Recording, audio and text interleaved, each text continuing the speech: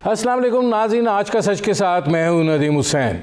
सियासत के मैदान में बिछी बसात जो है वो अब दिलचस्प मरहले में दाखिल हो गई है। बिलावल भुट्टो ज़रदारी जो महंगाई मार्च लेकर निकले हुए हैं और जाहिर है कि वो अब रावलपिंडी के कुर्बो जवार में हैं। आज उन्होंने वज़ीर आज़म इमरान ख़ान को 24 घंटे का नोटिस दिया है कि वो इस्तीफ़ा दें और जाएं। सियासत के अंदर जो इस वक्त हलचल मची हुई है और जिस तरीके से कुछ मोरे आगे बढ़ रहे हैं, कुछ पीछे हट रहे हैं, जाहिर है कि उसने वज़ीर आज़म के ज़हन में भी एक हिजान बर्पा किया है और वो हिजान जो है वो कल मेलसी के जलसे में भी जो है वो दिखाई दिया है। जिस तरीके से उन्होंने अपोजिशन को लताड़ा है और उसके साथ साथ ये भी कहा है कि जब आपकी तहरीक अदम एतमाद नाकाम होगी तो उसके लिए तैयार हैं, जो मैं आपके साथ करूंगा। अब पंजाब में भी एक नई डेवलपमेंट हुई है और अलीम ख़ान जो माजी में पंजाब की वजारत आला के उम्मीदवार रहे हैं वो पहुँचे हैं जहांगीर तरीन की पार्टी के इजलास में और ज़ाहिर है उनकी ये आमद इस बात का इंदिया दे रही है कि पंजाब में अब ये दोनों इकट्ठे होकर एक ऐसा ताकतवर ग्रुप तश्कील देने जा रहे हैं जिसके बाद शायद काफ लीग की वो हैसियत रहे और ना ही वो अहमियत रहे। ये दबाव जो है वो चौधरी परवेज़ इलाही साहब के आज के बयान में दिखाई देता है, जो उन्होंने अपने रुफ़का के साथ गुफ्तगू करते हुए दिया कि वज़ीर आज़म को चाहिए कि वो बड़े सियासी फ़ैसले जल्द करें। मामलात हाथ से निकले जा रहे हैं। तहरीक अदम एतमाद जो है ज़ाहिर है उसका डोल तो डाला जा रहा है, लेकिन इस सारी सूरत हाल को पाकिस्तान पीपल्स पार्टी जो है वो बड़ी ताकत और क़ुव्वत के साथ स्पीयर हेड करती हुई दिखाई दे रही है। मुस्लिम लीग नवाज़ जो कि पार्लियामेंट के अंदर सबसे बड़ी जमात है वो एक दिफाई मोड में नज़र आती है और ज़ाहिर है कि उस तरीके की मुज़ामती सियासत जो है और उस तरीके की मोबिलाइजेशन से गुरेज़ा दिखाई दे रही है जो पाकिस्तान पीपल्स पार्टी जो है वो लेकर चल रही है। ज़ाहिर है आसिफ अली ज़रदारी साहब मुलाकातें कर रहे हैं और इस तहरीक अदम एतमाद के हवाले से अब मामला जो है वो उस नहज पर पहुंच चुका है जहां पर अब ऐलानात जो हैं वो बाकी हैं और ज़ाहिर है फिर मैदान के अंदर पार्लियामेंट के अंदर जो है वो मैदान सजेगा। लेकिन एक मैदान कल भी सजने जा रहा है और वो है कि कल बिलावल भुट्टो ज़रदारी साहब जो हैं वो रवात से बजरिया एक्सप्रेस वे इस्लामाबाद की तरफ बढ़ेंगे और वो डी चौक जाना चाहते हैं। हुकूमत उनको डी चौक आने देने से गुरेज़ा है। देखना ये है कि वो डी चौक तक पहुँच पाते हैं और जो हुकूमत जो है वो मुज़ाहिमत करती है या उनको आसानी के साथ रास्ता देती है, और अगर मुज़ाहिमत करती है तो फिर इसके असरात जो हैं वो क्या होंगे। तो कल का दिन भी इस हवाले से अहमियत का हामिल भी है। कल रावलपिंडी में होने वाले ऑस्ट्रेलिया के ख़िलाफ़ टेस्ट मैच का भी आखिरी दिन है। अब देखना यह है कि बिलावल भुट्टो ज़रदारी साहब जो है वो रवात से डी चौक तक का मरहला जो है वो कब तक, कितनी देर में और किस तरीके से तय करते हैं। इस हवाले से कल का दिन जो है वो एक अहमियत का हामिल है। बुनियादी तौर पर ये वो मंजरनामा है जिस पर करेंगे बात। हमारे साथ मौजूद हैं अहमद बिलाल महबूब साहब, डायरेक्टर हैं पिलडैट के। हमारे साथ मौजूद हैं शैला रज़ा साहिबा, पाकिस्तान पीपल्स पार्टी की रहनुमा हैं, और हमारे साथ मौजूद हैं डॉक्टर तारिक फजल चौधरी साहब, मुस्लिम लीग नवाज़ के रहनुमा हैं। अहमद बिलाल साहब, आपसे ज़रा शुरू करूँगा। सियासी मामलात को देखते हैं आप, तहरीक अदम एतमाद के अंदर सफ़े जो हैं वो अब हतमी वो जिसे कहते हैं कि शक्ल सूरत में आरास्ता होना शुरू हो गई हैं, दिखाई दे रहा है। देखिए, जितना तो नज़र आ रहा था वो पहले भी नज़र आ रहा था। कोई नई डेवलपमेंट तो नहीं हुई, लेकिन पंजाब के अंदर एक नई सफराई नज़र आ रही है। वहाँ पे लगता है कि चीज़ें ज़्यादा एक्टिव हो रही हैं और ऐन मुमकिन है कि जिस तरह इस तरह के कामों में होता है कि पहले दिखाया कुछ जाता है और किया कुछ जाता है, तो ऐन मुमकिन है कि कौमी असम्बली में वज़ीर आज़म के ख़िलाफ़ कुछ होने से पहले पंजाब में कुछ हो जाए, क्योंकि पंजाब में मुझे हलचल ज़्यादा नज़र आ रही है। लेकिन जहाँ तक मरकज़ का ताल्लुक है उसमें तो कोई नई डेवलपमेंट नहीं हुई। अभी तक तहरीक अदम एतमाद का नोटिस भी नहीं दिया गया है। नोटिस दिया जाएगा तो फिर बात अगले मरहले में दाखिल होगी। पहला मरहला तो नोटिस का है, अभी नोटिस नहीं दिया गया, इजलास की रिक्विजिशन भी नहीं दी गई, तो अब देखते हैं कि वो किस तरफ चीज़ें जाती हैं। नहीं, इसमें अहमद बिलाल साहब ये फरमाइएगा कि तरीन अलीम ख़ान साहब जो हैं वो अब तरीन ग्रुप में बाकायदा शामिल हो गए हैं, और जाहिर है कि वो ये इस बात का दावा कर रहे हैं कि 40 के लगभग लोग जो हैं वो उनके हमरा हैं। तो इससे पंजाब की सियासत जो है उसमें मुस्लिम लीग नवाज़, मुस्लिम लीग काफ और ये एक नया ग्रुप जो कि एक बड़ा ताकतवर ग्रुप अब दिखाई दे रहा है, इसको आप कैसे देखते हैं? चौधरी बरादरान जो हैं वो अब सियासी सौदेबाजी से आउट? नहीं, चौधरी बरादरान सियासी सौदेबाजी से आउट नहीं है, क्योंकि वो पंजाब की हद तक तो उनका सबसे बड़ा ग्रुप है और उन्हीं के सहारे पे पीटीआई की हुकूमत खड़ी भी है। ये जो लोग हैं जो पीटीआई के अंदर शामिल हैं, उनके टिकट पे जीते हुए हैं, इनका वोट देने की तो एक रिस्क है कि वो इसके बाद डिस्क्वालीफाई भी हो सकते हैं। लेकिन चौधरी परवेज़ इलाही साहब का जो ग्रुप है, उनकी पार्टी के जो लोग हैं, उनको ऐसे किसी किस्म की रिस्क का सामना नहीं है। वो तो अगर इनसे जिस वक्त भी चाहें अलग हो जाएंगे, उनकी मेंबरशिप तो बरकरार रहेगी। लिहाजा उनकी रेलेवेंस अपनी जगह है, लेकिन कम हो गई है, क्योंकि अगर दूसरा ग्रुप ज़्यादा स्ट्रांग हो गया है तो इसका मतलब ये है कि तहरीक अदम एतमाद के लिए टोटल डिपेंडेंस जो पहले परवेज़ इलाही साहब के ऊपर थी पंजाब की हद तक, वो अब नहीं रही। अब पंजाब के अंदर ये शायद ज़्यादा बड़ा ग्रुप बन के सामने आया है, लेकिन इसकी क्या इमरान खान साहब के साथ किस किस्म की सौदेबाजी होगी, क्या गिव एंड टेक होगा। लेकिन मैं एक बात आपको बताऊं, इसका एक मुस्बत पहलू भी है। पार्टियों के अंदर जो हेड्स हैं पार्टीज़ के, उनकी डिक्टेटरशिप है। पार्टियों के अंदर जो मेंबर्स हैं, एमपीएज हैं, उनको कोई अहमियत नहीं दी जाती। तो इस वक्त ये जो मौका है, इसमें पार्टी के एमपीएज ने अपने आप को असर्ट किया है, अपनी बात को मनवाने की कोशिश कर रहे हैं, तो उससे पार्टियों के अंदर शायद जमहूरियत बेहतर अंदाज में आएगी। और ये कोई नेगेटिव बात नहीं है, ये बहुत पॉजिटिव बात है कि मेंबर जो हैं वो अपने आप को असर्ट कर रहे हैं। ठीक है, पार्टियों के अंदर किसी जागीरदाराना किस्म की जो सोच है उसका खात्मा होगा और उसके नतीजे में मेंबर्स की भी कोई हैसियत होगी। अब इसमें तारिक फजल चौधरी साहब ये फरमाइएगा कि पंजाब के अंदर आप इसको अपने लिए एक अब बड़ा चैलेंज समझ रहे हैं, या आप ये समझते हैं कि सूरत हाल जो है, जैसे अहमद बिलाल महबूब साहब भी कह रहे थे कि दिखाया सजा जाता है, खेला खपा जाता है? हाँ, बिस्मिल्लाहिर्रहमानिर्रहीम। बहुत शुक्रिया नदीम भाई। देखें, जहाँ तक सियासत का ताल्लुक है, इसमें कोई शक नहीं कि हर सियासी जमात भी, और अगर जमात के अंदर कुछ लोग जो अपनी जमात से कोई नज़रियाती या असूली इख्तलाफ रखते हैं, वो वक्त के मुताबिक, हालात के मुताबिक अपने अपने फैसले ज़ाहिर करते हैं। और इस वक्त जो सूरत हाल चल रही है, इसमें कोई शक नहीं है कि पाकिस्तान तहरीक इंसाफ की जो मौजूदा क़यादत है, उससे अवाम तो नाला हैं ही हैं, और अपोजिशन के मेंबरान को भी मैं समझता हूँ कि अब उन्होंने इस हद तक प्रेशराइज कर दिया है कि जल्द अज जल्द हमारी इस एक नालायक और नायाल हुकूमत से हमारी जान छुड़ाई जाए। वो तो अपनी जगह पे है, लेकिन अवाम के नाला होने के साथ साथ इनकी अपनी सफ़ों के अंदर जो लोग हैं, और ख़ास तौर पे वो लोग जो इलेक्शन लड़ के आते हैं, वो लोग जो अवाम की पल्स को समझते हैं और जिन्होंने कल फिर अवाम के पास जाना है, वो बहुत ज़्यादा गिलामंद हैं। उन्हें पता है कि इनकी पॉलिसीज़ के नतीजे में पाकिस्तान किस बुरान से और अवाम किस मुसीबत से दो चार हुए हैं, और कल अगर वो अवाम के पास दोबारा इसी पार्टी का टिकट लेके जाएंगे और दोबारा तब्दीली की बात करेंगे, तो अवामी रिएक्शन को वो बहुत अच्छे तरीके से समझते हैं कि उसके नतीजे में अवाम क्या करेंगे उनके साथ।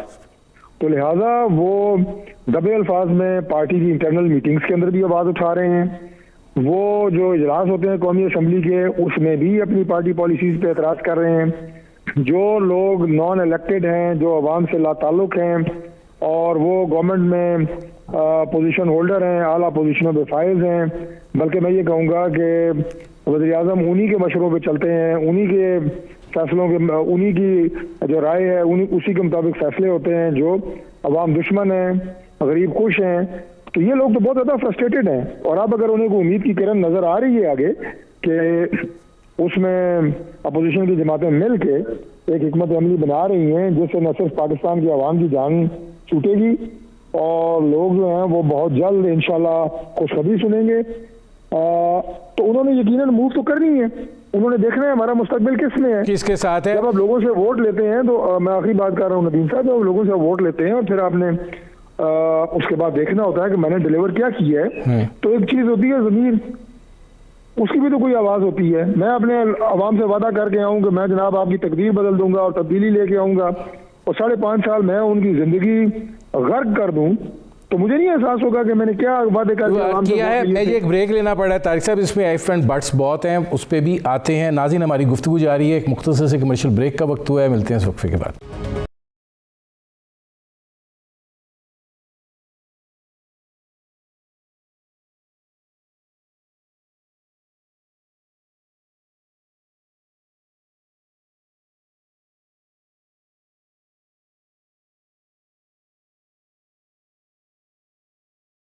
Welcome back.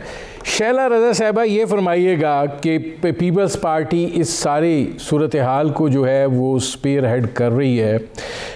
बिलावल भुट्टो साहब जो हैं आज फिर उन्होंने 24 घंटे की बात की है। आपको क्या यकीन है कि जिस तरीके से सियासी तब्दीलियां हो रही हैं, मंजरनामे के ऊपर बहुत सारे खिलाड़ी नमूदार हो रहे हैं, पीछे हट रहे हैं, आपको क्या यकीन है कि ये तहरीक अदम एतमाद जो है वो अब आ जाएगी, इस हवाले से मामलात आगे बढ़ेंगे? बहुत शुक्रिया नदीम साहब, और आप सब लोगों को और जो सब देख रहे हैं उनको भी मेरा सलाम हो। देखिए, पाकिस्तान पीपल्स पार्टी ने आवाम की ताकत पे भरोसा किया है और आइन का दायरा इख्तियार किया है।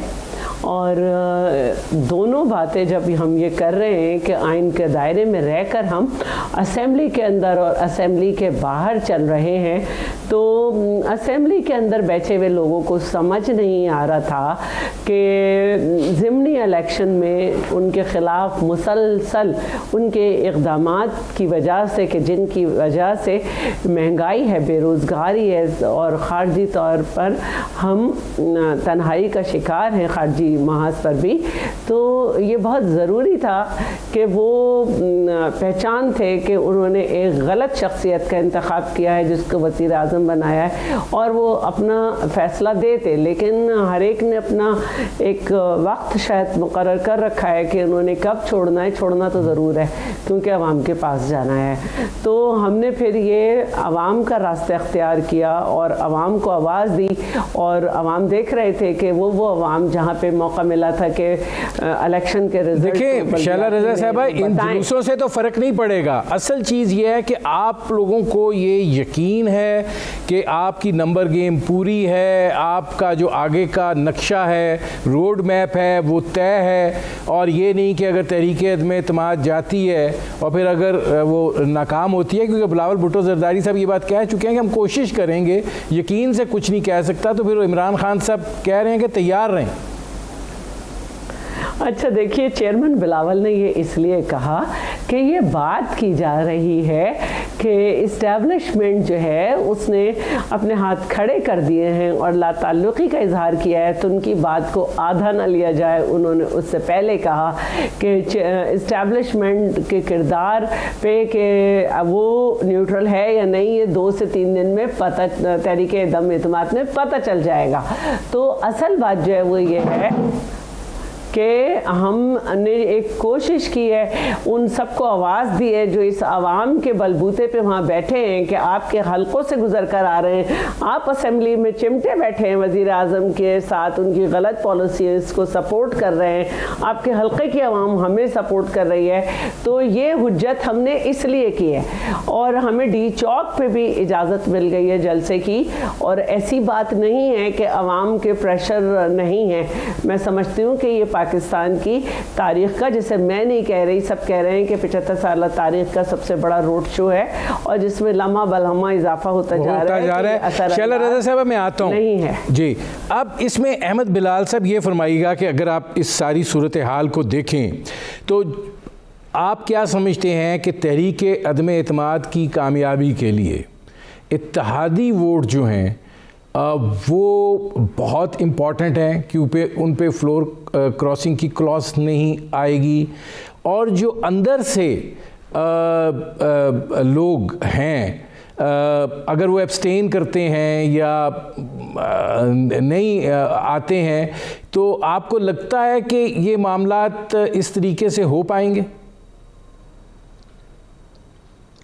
देखिए, ये जो इत्तेहादी हैं ये भी सूरत हाल को देख रहे होंगे, और ये जो पार्टी के अंदर कुछ लोग जो इख्तलाफ का इजहार कर रहे हैं या अपना एक अलग ग्रुप मुनज़्ज़म कर रहे हैं, इसके बाद उनके अंदर भी ये शायद जुर्रत पैदा होगी कि वो ये देखें कि जो तब्दीली अगर आने वाली है तो वो उससे बिल्कुल लाताल्लुक़ ना रहें। तो इस वक्त जो सूरत हाल सड़कों के ऊपर पैदा हो रही है कि सड़कों के ऊपर एक मार्च चल रहा है और असम्बलियों के अंदर लोग मुनज़्ज़म हो रहे हैं पीटीआई की मेन स्ट्रीम से हटके को ग्रुप बनाने के लिए। तो ये बात इत्तेहादियों के ऊपर भी असरअंदाज होगी। इत्तेहादी भी ज़ाहिर है कि उनका कोई पीटीआई के साथ कोई लॉन्ग टर्म आइडियोलॉजिकल कोई ताल्लुक़ तो नहीं है, वो तो इसलिए बैठे हुए हैं कि उनको उम्मीद है कि ये हुकूमत चलेगी और उस हुकूमत के चलने के साथ। अहमद बिलाल साहब एक सवाल छोटा सा और फिर मैं आगे बढ़ता हूँ। आपको क्या लगता है परवेज़ इलाही साहब जो बात कर रहे हैं कि हालात हुकूमत के हाथ से निकल रहे हैं, बड़े सियासी फ़ैसले किए जाएं, क्या वो इमरान खान साहब को ये पैगाम दे रहे हैं कि वज़ारत आला का फ़ैसला कर लें, हम हालात को संभाल देंगे? बिल्कुल बिल्कुल यही पैगाम है। बड़ा सही सियासी फ़ैसला जिसका इशारा किया गया है वो यही है, और इमरान साहब के लिए ये बहुत बड़ा फ़ैसला होगा क्योंकि उसके ज़रिए से वो अपनी पार्टी और पूरे सूबे के अंदर जो डेवलपमेंट्स होंगी वो उनके बस में नहीं रहेंगी। ठीक है नाज़रीन, हमारी गुफ्तगू जारी है। एक मुख्तसर से कमर्शियल ब्रेक का वक्त हुआ है, मिलते हैं इस वक्फे के बाद।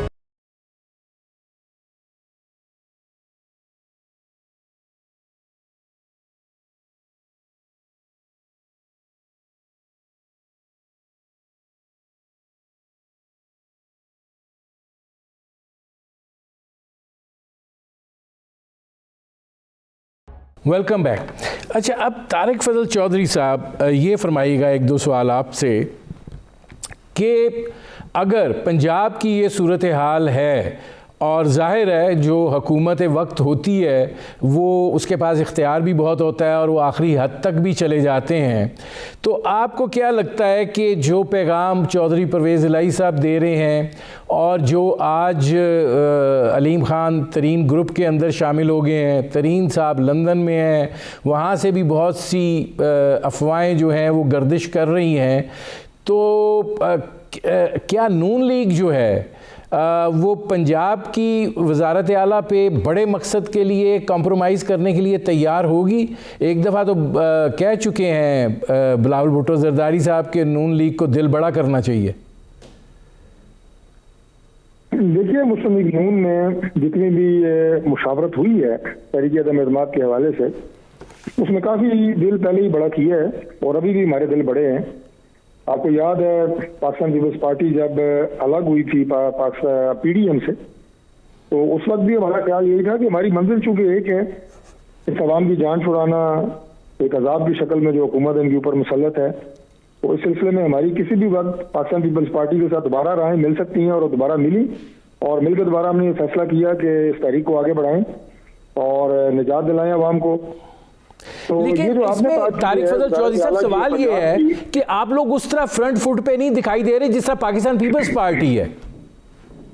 मैं पहले आपकी अपनी पाकिस्तान पीपल्स पार्टी के चेयरमैन अगर मार्च कर रहे हैं या अपना जो कंटेनर या ट्रक उनके साथ मूव कर रहा है उसकी छत पे खड़े हैं तो जाहिर है वो एक मार्च कर रहे हैं, वो ज़्यादा आपको मीडिया पे नजर आएंगे। हमारी मार्च अभी शुरू नहीं हुई और मुझे उम्मीद है कि उसकी नौबत नहीं आएगी, उससे पहले ही इंशाल्लाह ये तरीक़े एतमाद कामयाब हो जाएगी। जहाँ तक ताल्लुक है पंजाब का, आपने सवाल किया था, तो इसके ऊपर बहुत बहस हुई और तमाम पार्टियों ने इसके ऊपर अपनी राय दी। दो बातें हैं इसमें नदीम साहब। पहली बात तो ये है कि कोई भी फैसला इस हवाले से पाकिस्तान मुस्लिम लीग नून अलग से नहीं करेगी, ये एक मुतहदा अपोजिशन का फैसला होगा। और दूसरी बात यह है कि क्या हिकमत अमली तय पाई है और मुस्लिम लीग काफ जो है वो इस सिलसिले में क्या करेगी और आगे क्या होगा, ये सारी बातें जब वक्त मुनासिब होगा उस वक्त सामने लेके आई जाएंगी। और चूंकि काफ लीग की जो क़यादत है वो बहुत मेच्योर एक सियासी घराना है, सियासी खानदान है, पॉलिटिकल बैकग्राउंड उनका बड़ा स्ट्रॉन्ग है, तो हम उम्मीद करते हैं कि वो सही फैसला करेंगे, आखिरी वक्त में करेंगे लेकिन सही फैसला करेंगे। और ये अब जो आखिरी बात मैं अर्ज कर दूं इस हवाले से कि वजारत उज़्मा पंजाब की कोई गवर्नरी, कोई प्राइम मिनिस्ट्री, ये इस वक्त मैटर नहीं करती। मैटर इस वक्त ये करता है कि पाकिस्तान की आवाम को निजात कब और कैसे दिलाई जाए इन सिलेक्टेड हुक्मरानों से, और उसके बाद एक ऐसा निज़ाम कैसे लाया जाए कि जो कि साफ शफाफ इंतखाबात के नतीजे में आए और लेवल प्लेइंग फील्ड हो सबके लिए, आवाम से फ्रेश मैंडेट लिया जाए और जिसको आवाम आप ये कहें कि अपना वोट दें अक्सरियत की बुनियाद के ऊपर, तो वो अपनी गवर्नमेंट बनाए। मैं आता हूँ, ये जो है ये दैट इज द प्रायोरिटी, ये प्रायोरिटी नहीं है। ठीक है, पंजाब का वज़ीर आला कौन बनेगा, वज़ीर आज़म कौन होगा, ये बात जो है ना इससे बहुत आगे चली गई है। चलिए, अच्छा ठीक है। अब इसमें शैला रज़ा साहबा ये फरमाइएगा कि इधर तो इस्लामाबाद में पार्लियामेंट की जो है वो तज़ीन व आराइश हो रही है और ज़ाहिर है कि कुछ अरसे के लिए बंद है, फिर आगे OIC का वज़राए ख़ारजा का इजलास भी आ रहा है, फिर आपने इजलास रिक्विज़िट करना है, फिर स्पीकर इजलास बुलाएगा, फिर वो आपने वो देनी है तहरीक अदम एतमाद की तहरीक, फिर उसमें गैप, तो ये कोई 1 महीने का प्रोसेस लगता है। आप क्या देखती हैं कि इस 1 महीने में मामलात जो हैं वो कुछ के कुछ और ही ना हो जाएं? मैं सबसे पहले तो ये कहना चाहूँगी कि बहुत पहले 2 बजट से मैं देख रही हूँ कि leader of the opposition Shahbaz Sharif साहब को चेयरमैन साहब ने असेंबली के अंदर जब भी कुछ बात हुई है कहा है कि हमने आपको अपनी पूरी ताकत दी और हमने देखा कि हमारे लोग हर लम्हे पर मौजूद रहे। जहाँ तक बात है PMLN सबसे बड़ी पार्टी है और जब तहरीक अदम एतमाद लाई जाती है वज़ीर आज़म के ख़िलाफ़ तो दूसरी तहरीक अदम एतमाद में और इसमें ये फ़र्क है कि आपको बाकायदा एक नाम देना पड़ता है कि ये हमारा वज़ीर आज़म का कैंडिडेट है और ये सारे मामला तय पा चुके हैं। यहाँ तक कि कल जब कोई बात नदीम अफजल चंद के यहाँ पूछी गई तो चेयरमैन ने कहा कि आप क्या चाहते हैं कि मैं यहाँ पर आपके किसी सवाल पर PMLN के ख़िलाफ़ कोई बात करूँ? ऐसी कोई बात नहीं करूँगा। तो अब मुझे नहीं मालूम कि ये किस वक्त किस तनाजुर में दिल बड़े की बात की गई, लेकिन फ़िलहाल ऐसे कोई मामलात नहीं हैं और सबको मालूम है कि यही लॉन्ग मार्च अगर इसमें टुंटा ना फंसाया जाता उस वक्त इस्तीफ़े का तो मामलात बहुत बदल चुके होते हैं। हमारी इससे ज़्यादा तैयारी थी। और अब मैं बात करना चाह रही थी कि देखिए अगर ये रिक्विजिशन हमारी जाती है तो ये स्पीकर का फ़र्ज़ है कि वो किसी भी जगह मैरियट में किसी भी जगह एक इजलास बुलाया जा सकता है। ये कोई ऐसी बात नहीं है, उसमें दिन होते हैं, 14 दिन का भी होता है। लेकिन जो मुझे नज़र आ रहा है, वो जहाँ दीदा नज़रें जो मुझे नज़र आ रही हैं, जिनको बड़ी बात की जाती है, सियासत में रवादारी की बात की जाती है, जो अपने आप कहते हैं कि जी हम जो हैं वो बिल्कुल खुश नहीं हैं हुकूमत से, लेकिन रियासत की वजह से देख रहे हैं। लेकिन आज उन्होंने रियासत को एक तरफ रख के हुकूमत से कहा है कि आप जो हैं वो कोई बड़ा फैसला ले लें, क्योंकि फिर आपके हक़ में कुछ अच्छा नहीं जा रहा। और अच्छा, मैं वज़ीर आज़म साहब का ये हाल है, आखिरी जुमला कह दूँ कि उनके पास दलील तो कभी भी नहीं थी, डिलीवर तो उन्होंने कभी कुछ भी नहीं किया, लेकिन कल तो हकीकी मायनों में गालियों पे आ गए। जहाँ दलील ख़त्म हो जाती है वहाँ गाली शुरू हो जाती है। तारिक फजल चौधरी साहब, ये फरमाइएगा कि ये जो अब सूरत हाल है कि तज़ीन और आयश हो रही है, आप तहरीक अदम एतमाद लाना चाह रहे हैं, आगे OIC का इजलास है, फिर मार्च का महीना गुजर जाता है, तो मई के हवाले से भी बहुत सी बास गश जो है वो सुनाई देती है। तो आप कैसे देख रहे हैं ये आने वाले वक्त को अनफोल्ड होते हुए? देखिए, बहुत सारी चीज़ें जो हैं वो ज़ाहिर है आने वाले दिनों में जो कि पाकिस्तान के लिए, सिस्टम के लिए बड़ी इंपॉर्टेंट है, वो वकूफ़ पज़ीर होने जा रही हैं। आपने बिल्कुल सही कहा कि वक्त बड़ा इस वक्त ज़ाहिर है नाजुक है। पाकिस्तान की आप ज़रा सूरत हाल देखें, बॉर्डर्स में सूरत हाल देखें, इंटरनल सिक्योरिटी की सूरत हाल, जो अभी पीछे पेशावर में कितनी कीमती इंसानी जानों का नुकसान हुआ, तो ये लम्हा शिकलिया तो ज़रूर है। लेकिन हैविंग सेड दैट, नदीम साहब जो बात अपोजिशन कर रही है उसमें कोई भी ऐसी बात नहीं है जो खुदा न खास्ता मुल्क को किसी आईनी बहरान की तरफ धकेल रही हो, कोई लॉ एंड ऑर्डर की सूरत हाल ख़राब होने जा रही हो। उससे एक ऐन आईनी और कानूनी ऑप्शन है, जमहूरी ऑप्शन है, पार्लिमानी ऑप्शन है, जिसे अपोजिशन इस्तेमाल कर रही है। और इससे इंशाल्लाह मुल्क में जो बहरान है वो ठीक होगा, ख़राब नहीं होगा, मुल्क में सूरत हाल बेहतर होगी। अभी कल आप देखें जो बयान वज़ीर आज़म साहब जलसों में दे रहे हैं और फॉरेन पॉलिसी पे जो वो गुफ्तगू कर रहे हैं, यूरोपियन ममालिक के सफ़ीर हैं उनके बारे में जो गुफ्तगू उन्होंने फरमाई, अपना जो हमारा अमेरिका के साथ या रशिया के साथ जो चीज़ें चल रही हैं उस पर जो बयानबाजी उन्होंने की, इससे क्या ख्याल है आपको कि मुल्क को फ़ायदा हुआ है? आज उनको यूरोपियन यूनियन के सदर का फ़ोन आ गया। सदर का फ़ोन मेरा ख्याल है उन्हें जलसे में वो तकरीर करने के शाबाश देने के लिए तो नहीं आया होगा कि आपने बहुत अच्छी तकरीर की है, well done and well said. जो मतलब आप खुद माशाल्लाह एक इंतहाई सीनियर तजज़ियाकार भी हैं और सीनियर एंकर पर्सन है, जो इन मामलात पे नज़र रखते हैं, बारीक बीनी से चीज़ों को सोचते हैं, वो सारे हैरान और परेशान हैं कि यार ये मुल्क की क्या आप पॉलिसी दे रहे हैं, क्या खाजा। ठीक है, अब इसमें डॉक्टर फजल चौधरी साहब मेरे पास सिर्फ 1 मिनट रह गया है। शैला रज़ा साहब, लास्ट वर्ड, ये आपकी तहरीक अदम एतमाद वाला मामला ताख़ीर तो नहीं हो गई कि वज़ीर आज़म साहब के पास बहुत सारे रास्ते होते हैं और ये जो उनको जगह मिलेगी तो वो कोई अपनी गुंजाइश को मजबूत ना कर लें? वो कुछ भी कर लें, आवाम को डिलीवर नहीं कर पा रहे। देखें, असल बात जो है वो ये है कि सिर्फ कुर्सी बचाना उनका काम नहीं है। उन्होंने पेट्रोल की प्राइस कम की, उन्होंने बिजली की कम की, लेकिन अशिया जो हैं खुर्दनोश की 19 अशिया जिसमें गोश्त, दूध, दालें, अंडे, ये सब चीज़ें जो कि रोज़ ज़रूरी है, ये महंगे तर हो गए। और 0.05% जो है इसके बाद महंगाई जो है वो बढ़ गई, तो वो आवाम को कुछ नहीं दे सके। उधर से यूरोपीय यूनियन, बरतानिया से मोहिद यूसुफ को कहा चलो अपने घर में रहो, तुम इस तरह से हमारे ऊपर बात करते हो और सब करते हो। तो ये जो रशिया का इन्होंने दौरा किया, कभी कभी हम 21 टन गंदम ले लेते थे, वो हम दूसरों से भी ले लेंगे। तो ये इन्होंने जो इस वक्त शैला रज़ा साहब, मेरे प्रोग्राम का वक्त ख़त्म हो रहा है। बहुत शुक्रिया डॉक्टर तारिक फजल चौधरी साहब, बहुत शुक्रिया शैला रज़ा साहब, बहुत शुक्रिया अहमद बिलाल महबूब साहब। नाज़रीन, आपने हमारे पैनल के शुरका की गुफ्तगू सुनी। अब तक के लिए इतना ही, इजाज़त दीजिए, अल्लाह हाफ़िज़।